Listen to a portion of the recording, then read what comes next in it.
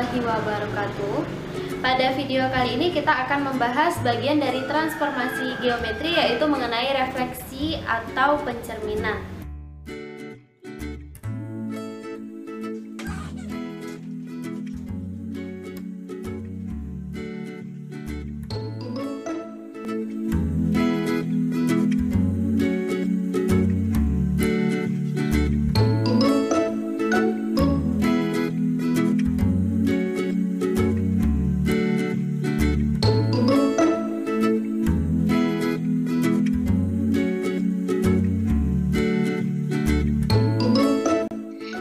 Jadi, dari ulasan sebelumnya, kita dapat menentukan sifat-sifat dari refleksi, yaitu sifat yang pertama, benda yang direfleksikan tidak akan mengalami perubahan bentuk dan ukuran.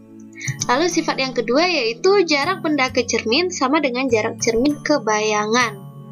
Itu sifat dari refleksi. Nah, pada pertemuan kali ini, kita akan membahas bagian-bagian dari refleksi. Sebenarnya pembagian dari refleksi ini ada 7, tapi kita bagi dua videonya. Yang pertama kita akan bahas dulu yaitu mengenai refleksi terhadap sumbu X, yang kedua refleksi terhadap sumbu Y, yang ketiga refleksi terhadap garis Y sama dengan X, dan yang keempat refleksi terhadap garis Y sama dengan min X. Nah, pada video pertama kita akan bahas 4 bagian dulu. Oke, sekarang kita akan membahasnya satu persatu mengenai refleksi. Misalkan kita mempunyai sebuah titik P, X, Y, ini koordinatnya. Lalu untuk bagian pertama kita akan membahas refleksi terhadap sumbu X. Artinya yang jadi cermin kita adalah sumbu X ini. Ya, ingat kalau pencerminan sifatnya jarak benda ke cermin sama dengan jarak cermin ke bayangan. Berarti bayangannya terletak di sini. Nah, artinya jarak P ke sumbu X itu kan sama dengan Y. Dari sini ke sini kan sama dengan Y. Ya. Berarti jarak di bawah juga sama dengan Y. Karena koordinat Y-nya terletak di bawah sumbu X, makanya koordinatnya menjadi min Y. Oke, atau P aksen X, min Y. Artinya, sehingga dapat kita rumuskan bahwa untuk refleksi terhadap sumbu X adalah X aksen Y aksen sama dengan X min Y, yang bertukar tanda cuman nilai Y. Oke, lalu yang kedua, untuk refleksi terhadap sumbu Y, berarti yang jadi cermin adalah sumbu Y yang tegak ini.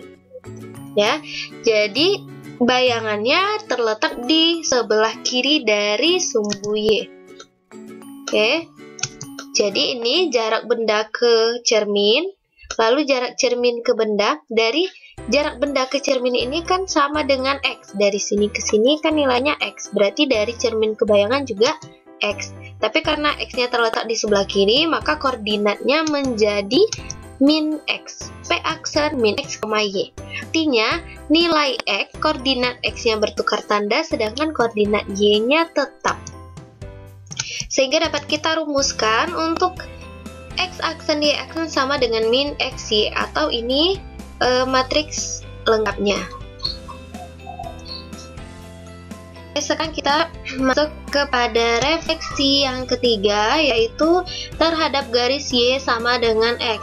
Artinya yang jadi cermin adalah garis Y sama dengan X, garis yang melalui titik asal 0,0 dan setiap nilai X dan Y sama. Artinya setiap koordinatnya misalnya melalui titik 1,1, 2,2, 3,3 dan sebagainya.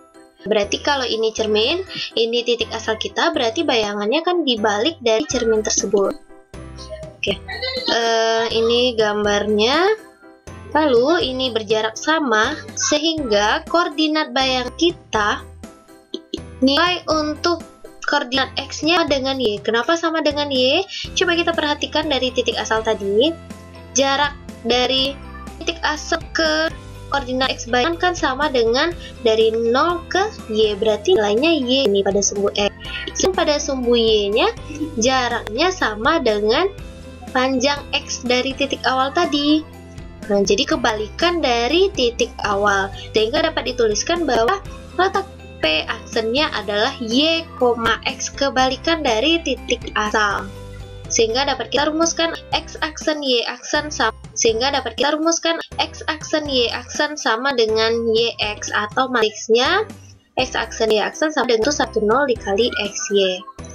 Selanjutnya kita masuk lagi pada refleksi yang keempat, yaitu terhadap garis Y sama dengan min X. Oke, jadi garis Y sama dengan min X itu kebalikan dari garis Y sama dengan X tadi, tegak lurus dia ya. Ini dia Y sama dengan min X, ini titik asalnya. Lalu kalau dicerminkan berarti bayangannya terletak di sebelah sini. Sehingga koordinat dari bayangannya adalah ini min Y dan ini min X. Kenapa min Y dan min X?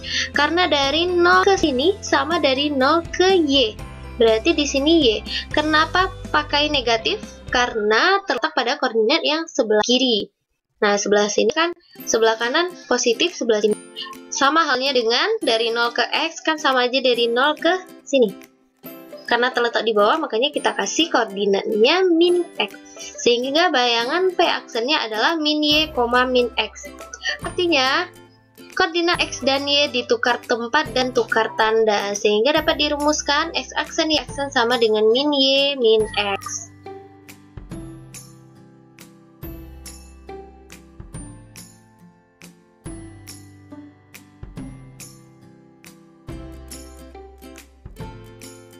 Contoh soal yang pertama, garis 5X tambah Y sama dengan 10 dicerminkan terhadap sumbu X. Jika C adalah konstanta dari persamaan bayangan, tentukanlah nilai dari C kuadrat ditambah 4. Oke, kita tulis dulu diketahui. Diketahui persamaan awal itu kita lamakan dengan G. 5X tambah Y sama dengan 10, dan refleksi terhadap sumbu X. Lalu diketahui bahwa C adalah konstanta dari persamaan bayangan. Persamaan bayangan, ingat ya, kita lamakan dengan G aksen. Oke, kita jawab. Refleksi terhadap sumbu X, kita harus ingat, yang bertukar tanda adalah nilai Y, atau Y aksen sama dengan min Y. Sedangkan X-nya tetap. Sehingga kita tulis menjadi X sama dengan dan Y sama dengan. Ingat ya, untuk persamaan garis harus tulis X sama dengan dan Y sama dengan, sehingga dapat kita substitusikan ke persamaan awal. Oke, kita ganti ke persamaan awal.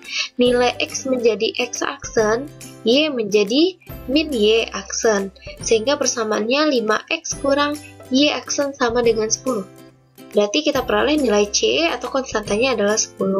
Kita masukkan ke rumus C kuadrat ditambah 4. Jadi nilai dari C kuadrat ditambah 4 adalah 100. Contoh soal yang kedua. Titik P, X, Y dicerminkan terhadap garis lurus X tambah Y sama dengan 0. Menghasilkan bayangan P aksen 5,-7. Tentukanlah bayangan titik P, X, Y jika dicerminkan terhadap sumbu Y. Oke, dari sini dapat kita pahami bahwa pencerminannya ada dua macam. Yang pertama terhadap X tambah Y sama dengan 0, lalu yang kedua terhadap sumbu Y. Artinya yang kita tulis dulu yang diketahui, titik asal X, Y, lalu hasil refleksi terhadap X tambah Y sama dengan 0, itu X aksen Y aksen sama dengan 5-7. Yang ditanya adalah refleksi terhadap sumbu Y. Artinya kita cari dulu titik asalnya. Dari mana kita cari titik asal? Dari refleksi terhadap X tambah Y sama dengan 0, karena hasilnya udah diketahui. Nah, kita lihat dulu X tambah Y sama dengan 0 kan tidak termasuk dari 4 yang kita pelajari tadi. Ya, tetapi X tambah Y sama dengan 0 bisa kita ubah menjadi Y sama dengan min X. Ingat, untuk Y sama dengan min X, koordinat untuk X dan Y-nya bertukar tempat dan bertukar tanda. Sehingga dapat kita substitusikan masing-masing nilai X aksen Y aksen yang sudah diketahui, sehingga diperoleh Y sama dengan min 5 dan X sama dengan 7. Itu adalah koordinat titik asal kita. Nah, sedangkan kita yang dicari adalah refleksi titik P terhadap sumbu Y. P, X, Y-nya sudah diperoleh, tinggal kita substitusikan. Ingat ya, untuk terhadap sumbu Y berarti yang bertukar tanda adalah nilai X, sedangkan nilai Y-nya tetap. Sehingga jadi bayangan titik P, X, Y jika direfleksikan terhadap sumbu Y adalah min 7,